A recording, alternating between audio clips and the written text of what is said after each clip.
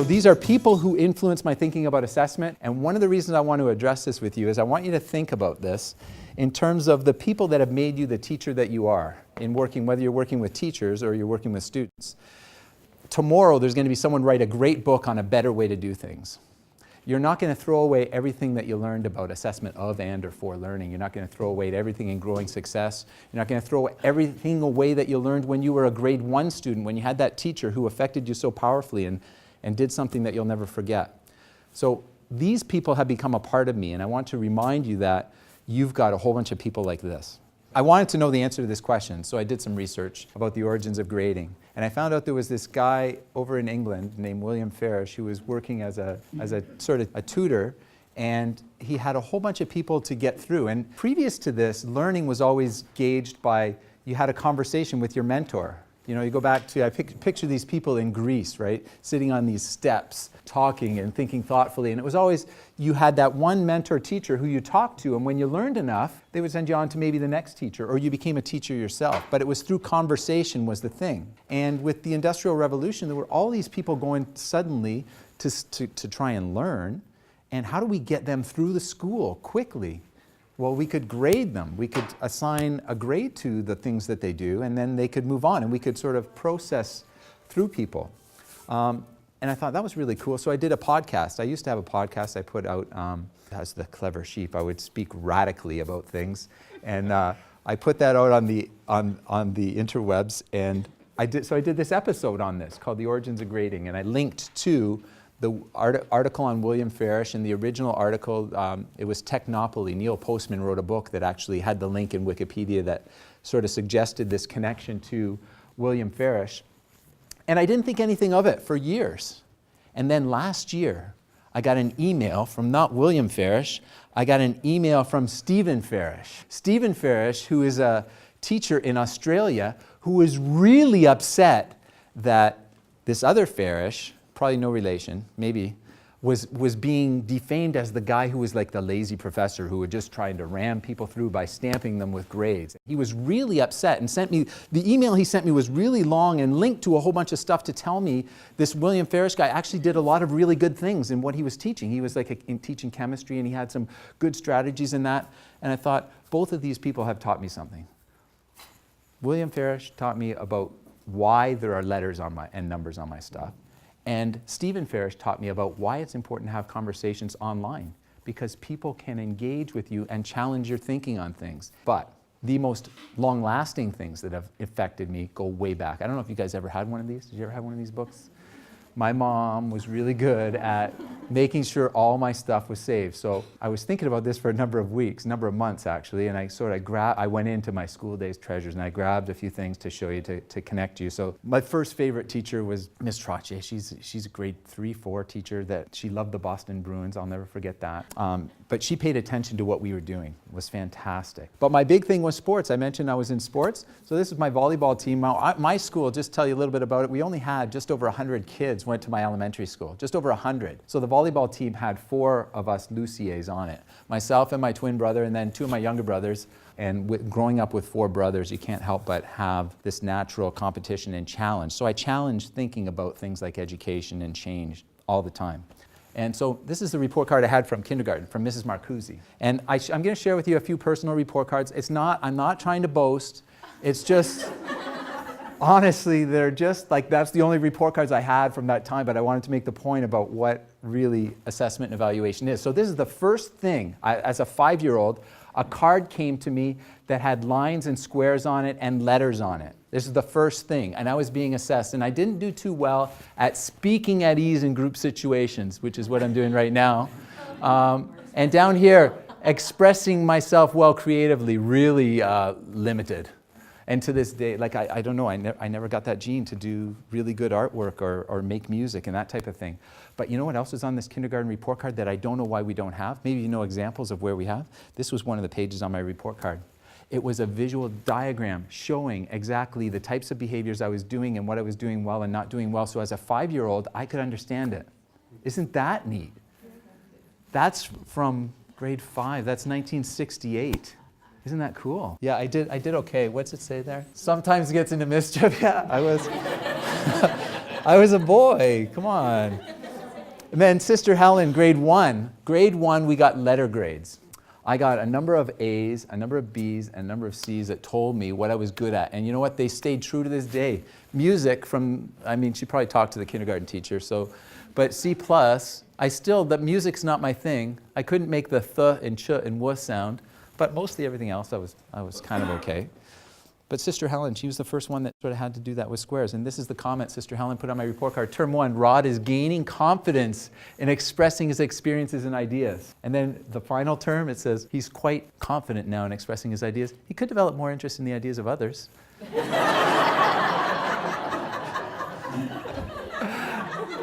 But we don't care what she said, right?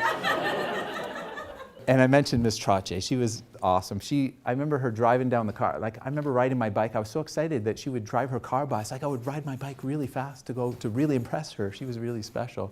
But she had to grade me with V, G, G, and S. And I don't know if you had that in your report cards, but in Windsor, where I went to school, we did. But this is kind of interesting. In the middle of my report card, in the comment section down here, it says, this report indicates the teacher's judgment of the growth of your child on an individual basis, rather than in comparison with other children. And that in comparison with other children is the thing that the origins of grading was all about, was about comparing and stamping. And this report is telling moms and dads, it's not about comparison. It's all about your child and individual growth. And I want you to remember that, because there's another report card that I have that has something very similar on it.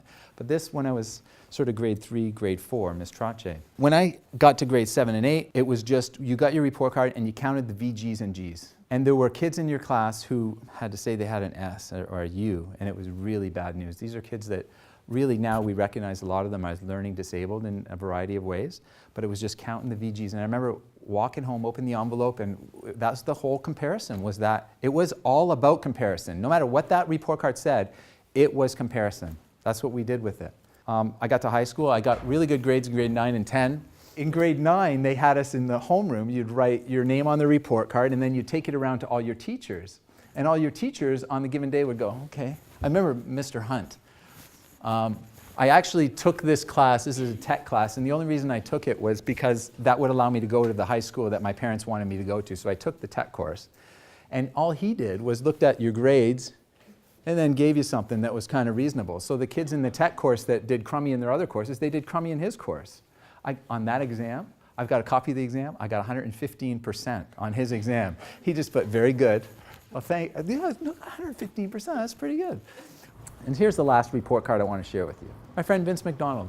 We know Vince McDonald from our school board, fantastic guy, but his mom went to school in Nova Scotia. And he shared with me a number of years ago when I started blogging, he shared with me this report card from his mom in Nova Scotia. This is 1937-38.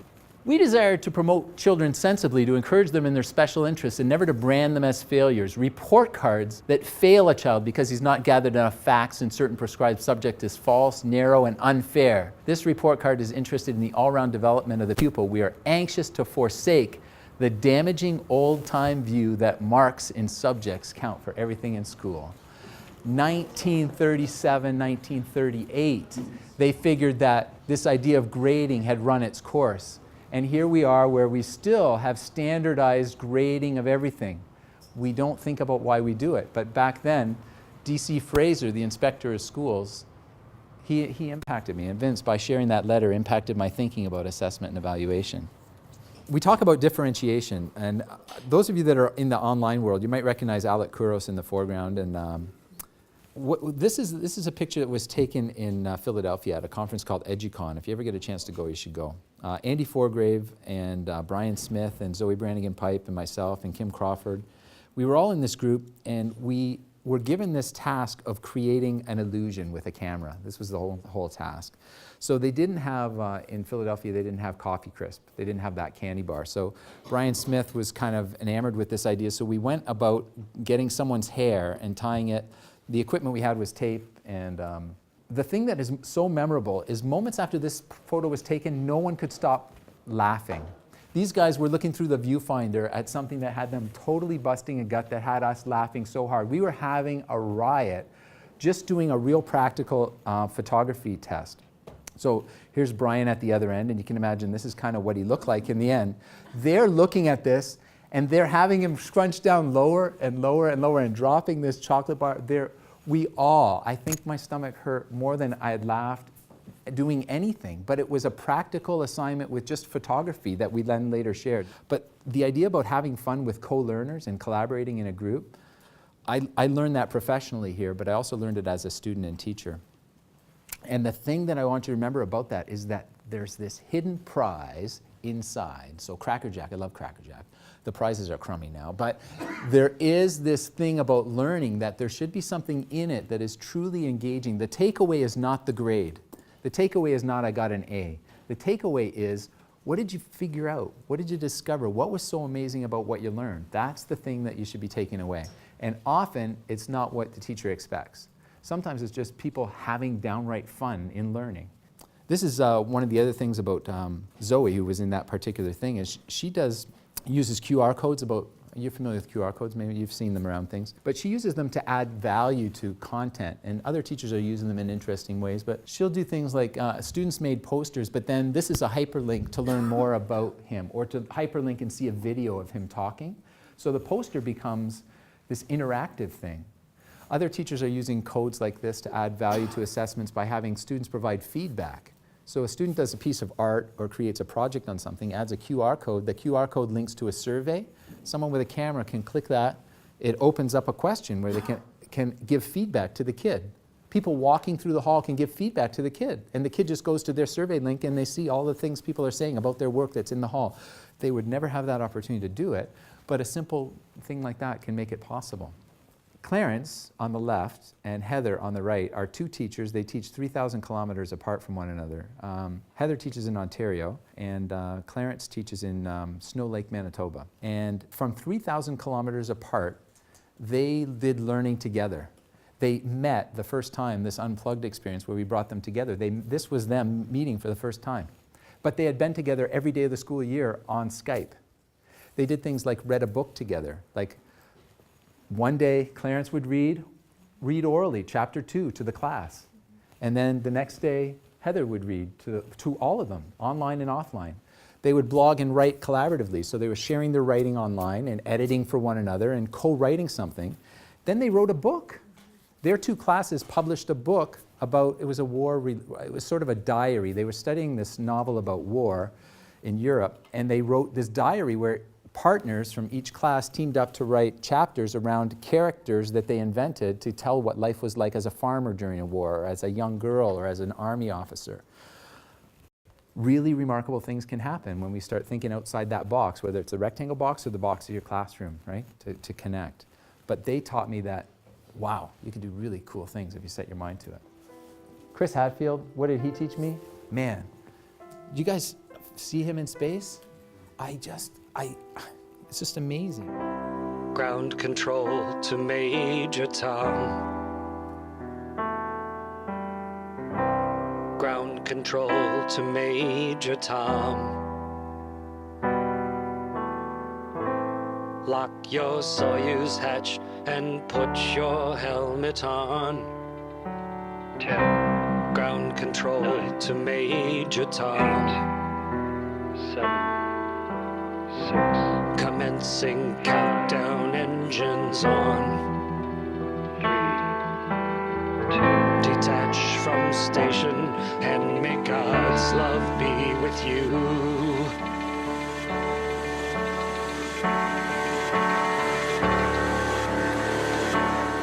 The thing about him is it's about storytelling. Like, he took space and made it human for people because he told stories. And this is kind of the theme of a couple people I want to share with you that impacted me, but telling stories is critical. Telling stories about extraordinary things. Telling stories about why when an astronaut cries, what happens to the tear? Or how does an astronaut drink a cup of tea or brush his teeth?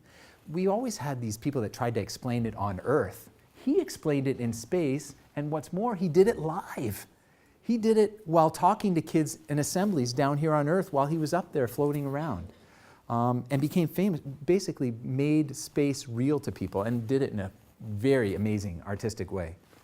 Darren Kurapatwai. Darren's in Winnipeg. Darren is one of the smartest guys I know. He's so well read. He's a math guy. If you're a math person, you have to meet him. What he does is tells stories about when he goes into schools. He tells what happens. He tells these stories. He's got this whole series called While Walking. And there's a tool that he and I both use called Social Cam. It's a free download. The way it works is this: you take out your Social Cam, you run Social Cam, you press record, and you go, "Hey, it's me, I'm here," and you record that, and you press stop, and it loads it online. What he does every day is he does a lot of walking to and from schools that he goes to, or he walks to and from public transit. And what he does is tells you about what happened at the schools he was at, or he tells you about the books he was reading, but a lot of it is assessment related. It's stories about people doing really neat things in schools, and he's just a great storyteller. He's had a huge impact on me. And if you want free PD, he offers it. There's well over 100 of these stories that he's written. And when it comes to storytelling, Tim Lauer, he's in Colorado. He's an example of someone who tells stories with photos. All he does as a principal of his school is communicates to his audience by taking photographs of what happens at school every day. He takes pictures of playgrounds. He's big on clouds. Colorado must have the most number of cloudy days in the world, because every other picture that he posts, I look at the clouds and I go, oh my gosh, it's extraordinary.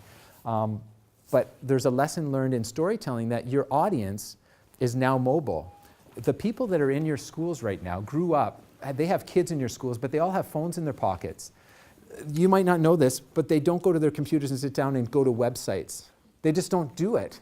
The websites and information come to them if they want it. So what he does is posts photos to Instagram. If you haven't heard of Instagram, it's a free app that's downloadable on many devices, and you basically take photos of stuff and they go on a page. Every time there's a new photo, someone looks at their app, they see your new photos. So people in his community see what's happening at his school. Like when there was a flood last week, he'll have a picture of someone mopping the flood. If there are kids sitting in a corner playing music together, he'll have photographs of that. If there's a guest speaker, he'll have photos of it. And Instagram has recently gone to video. So you can post short videos of like 7, 12 seconds long, something like that. And you can tell stories by having video of what's happening at your school and communicate that and share it back.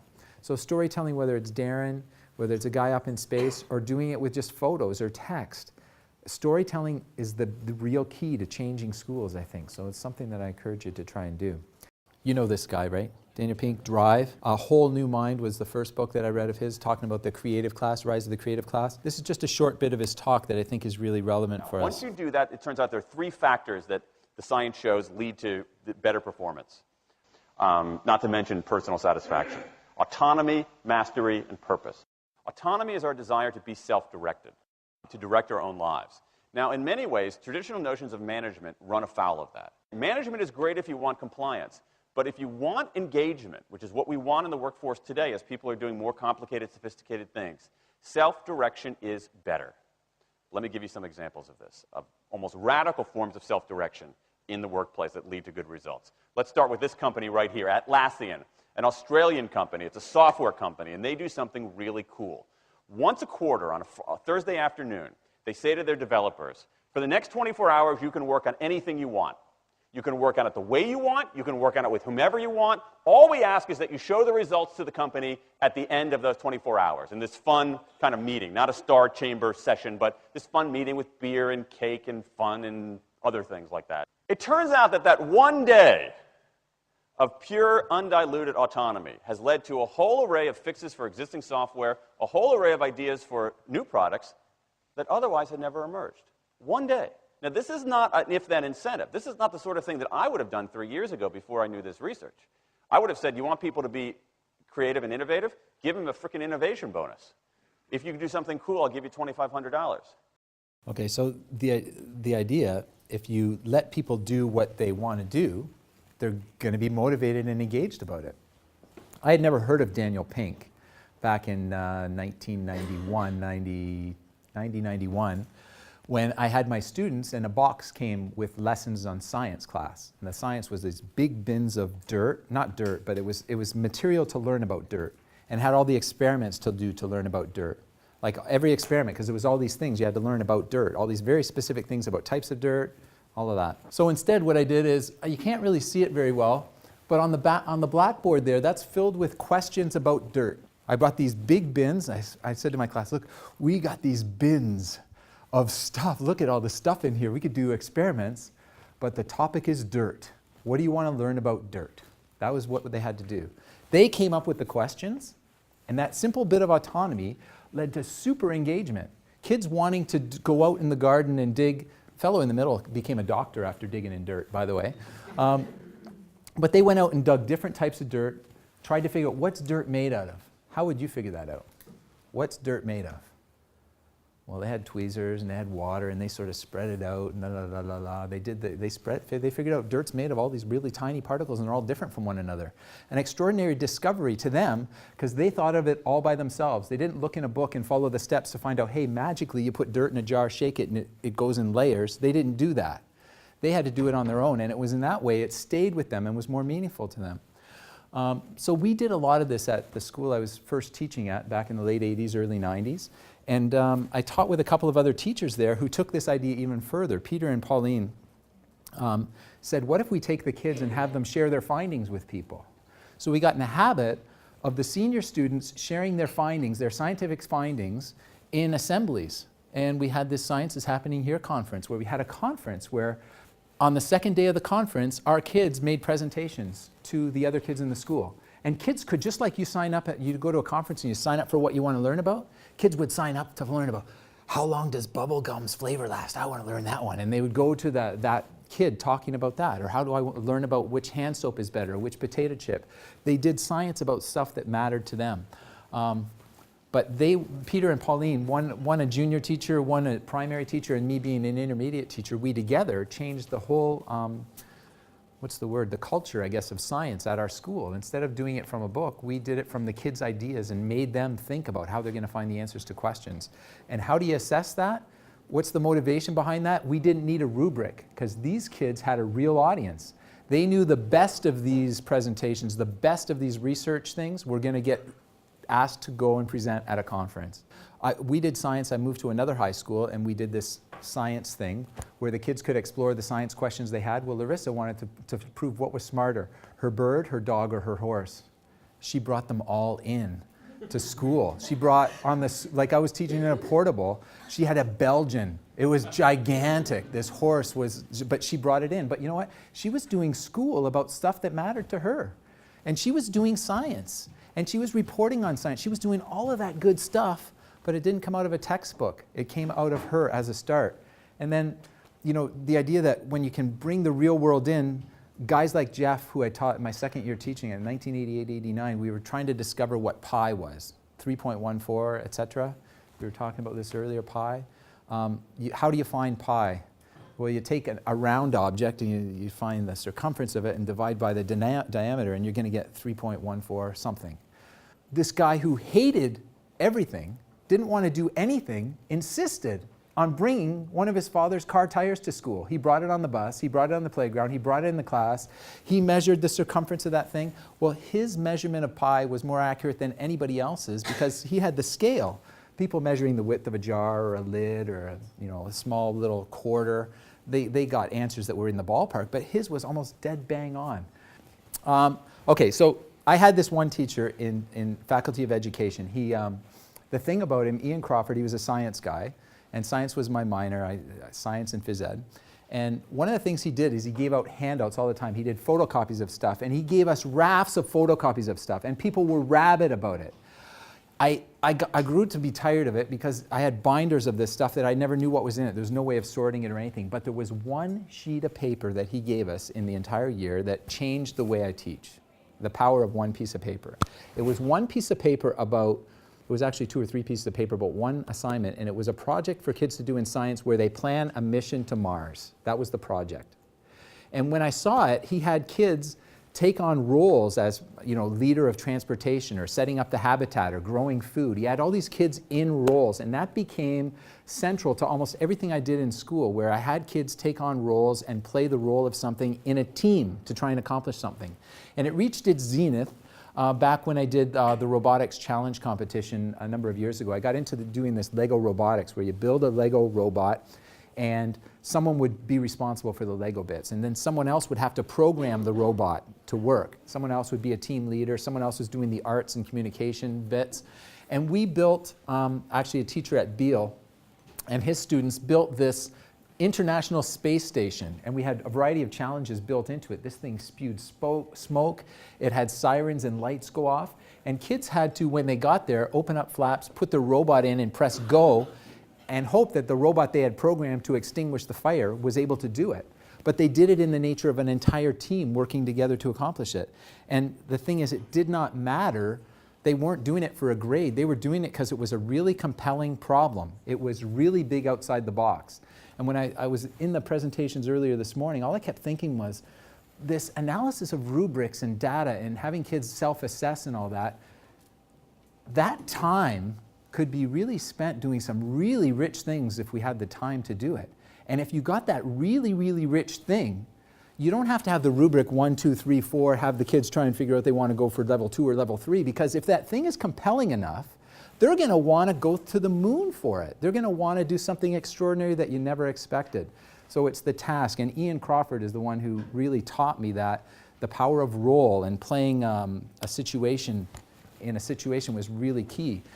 And then I got really upset when this article was published. This is a newspaper article published in St. Thomas. I was working with some kids. Patrick Brennan's the guy who wrote the article. He wrote a great article. But I hated the headline. It was called Something New. This is in 1994, 96, somewhere in there. And the idea was we had kids go and work with senior centers at a technology shop, and they designed classrooms of the future. They were given the task of, school is getting a little old, design a new desk, design a new chalkboard, design a new whatever, and then build it. And we had people from the community help the kids work the tools and take their blueprints and try and make it real. The thing that really bothered me was the something new bit, because this was not new to me. This was something that from that one day Ian Crawford said to me, have kids in roles and do projects that mean something, that was totally normal to me. And so I call on you, make it not normal, make it normal. This should not be new. This should not be extraordinary that you go into a community, that kids really build something, that they really solve a real problem, like why do we have to sit in those rectangular desks? Fantastic solutions to that. And how do you change school? With teachers. People will say, well, how do I PD teachers on this? You don't do what I'm doing. You don't stand up and people and say, do project-based learning. You don't do that. I went to this conference in Shanghai a couple years ago. I was really lucky to be invited. The international schools there were hosting an event, and they said, we want you to teach us about project-based learning. And they gave me what was called a cohort. Now, I thought I was only going to have you guys for an hour. So we couldn't do anything extraordinary with you. But with them, they said, Rod, you're going to have this group for 4 different blocks of like 70 minutes. So I had a group of teachers, wanted to learn about project-based learning for about 70 minutes. What would you do? Give them a project. What's the project going to be? How to change teaching. That'd be a good one. I like that. I like that. So we could go with that. Let's go do that. We go, I meet with them. First thing you got to do, first thing, you got to find out the cards you're dealt. Who are these people? I spent the first hour, I spent 70 minutes of my first 4 blocks. I only got 4 blocks of 70 minutes, but I spent the first 70 minutes finding out who these people were and what they knew how to do. I discovered that I wanted to go write a book with them. I think we could do that because I'd done it before with groups. I discovered we had a drama teacher. We had a number of people that had studied acting. We had a number of athletes. We had people that loved musicianship. They played instruments. People that loved digital musicianship. We had people who taught their kids how to make movies. We made a movie. I made a decision, okay, at the end of meeting you all, what do you think we're going to do? I was going to do this, but we could do that. What do you think? We made a movie.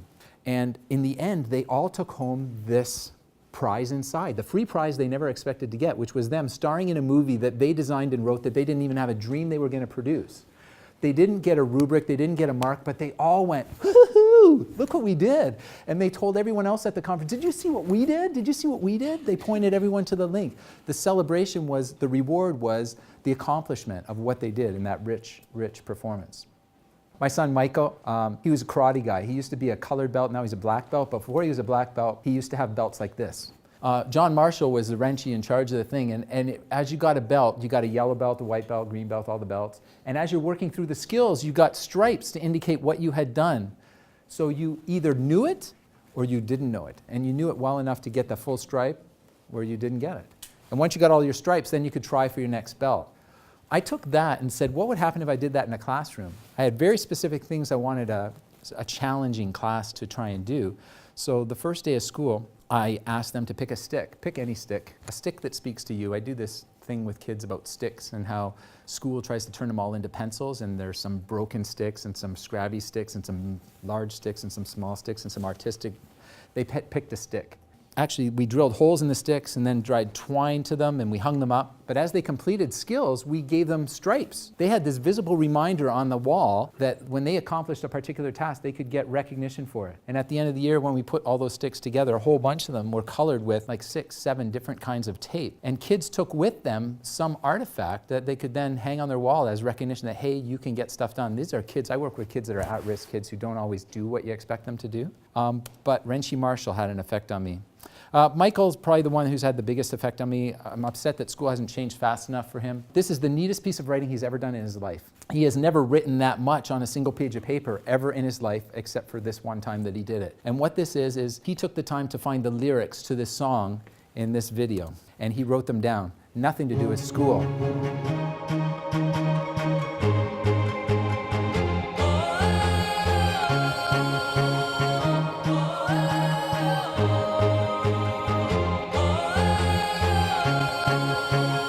So this is sort of a Minecraft video, right? Someone went to great lengths to produce this video. It's got like 40 million hits. Kids who like Minecraft have probably seen it somewhere.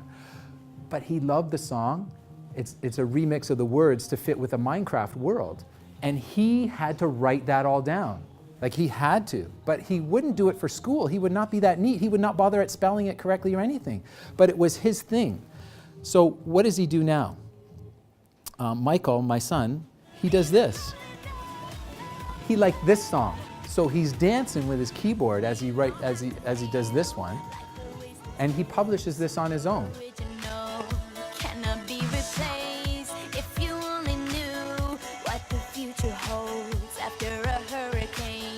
He built this entire world, I should mention. Every brick of every building there, he made. He, in Minecraft, built these things. He built that house. Listen to the lyrics.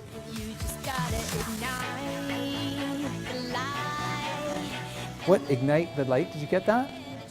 Like, okay, so it's not something he should be really proud of, but he took the time to go through and synchronize the lyrics of that song to his world. This is his other passion, is Lego and... Ratchet?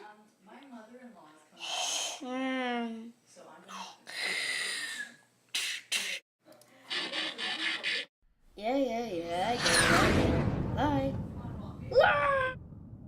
So he's got his own channel. It's MikeLucier.com. It's Mikey Tyrant. He produces video.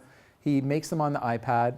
He edits the audio, and then he presses submit, and they go to his channel. His stuff is there. Like he's a producer. At school, he has to scrape a pencil around on a rectangle piece of paper almost every day. But he's a video producer. Mark Ray, just really quickly, he was at the U.S. Military Academy. He taught me about 6 years ago. They were testing the recruits at West Point. And to test them, you could give them a written test, but he gave them a test on the computer. And when he gave them a test on the computer, he had a camera on their faces. Not only did he know if they got the answers right, he knew if they knew it was right, if they were confident, if they were scared, if they were guessing. He knew much more because he paid attention to their faces. And if you give kids questions, Gabby used to come to me. She's now not in my class, but she was in my class up to a couple weeks ago, and she'd come to me with a question like this. The school tuck shop ordered 180 granola bars. They sold a fifth of them the first day, 7/20th the second day, and a fourth the third day. How many bars were left on the third day? We're making fractions real. This is real, right? Because Gabby says to me 2 things. First thing, what's a tuck shop? Second thing, why don't they just look in the box and see how many bars are left? We don't do a good job of this. Anyway, Dave Cormier, master of MOOCs. He's a great Canadian, University of Prince Edward Island. He's had a lot of influence on me, partly because he explained to me his students in university come to him and he says, what grade do you want? 70? What are you willing to do for that? All right, good. What grade do you want? 80? 100? Okay, now 100 is going to be a lot. What are you going to do for that? And he'd negotiate with them their grade before they even started, so they got the number out of the way. This is the last one I'm going to show. Have you seen ARIA? This is the effective grades. You've probably seen this. If you haven't, it's worth seeing. He got a grade. Now, in England, you need a C in math to do anything. He'd been getting Fs, Fs, Fs, but he got a grade back that was a C at the end of the term. He wanted to tell his dad, and he wanted to catch it on YouTube. This is the effect those report cards have on parents. It's really important.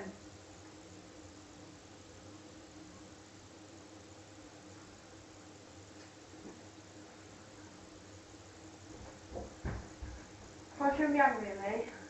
Come in. Let's read that. I'm so young, really.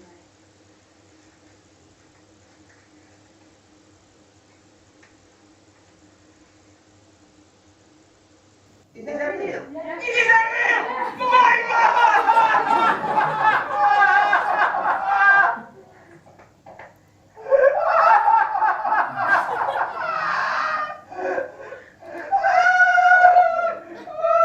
Are you sure?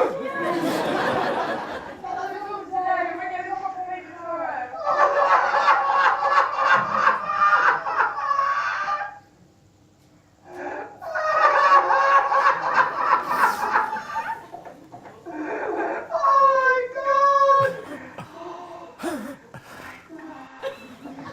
The power of those numbers and letters, eh? It's extraordinary what they can do.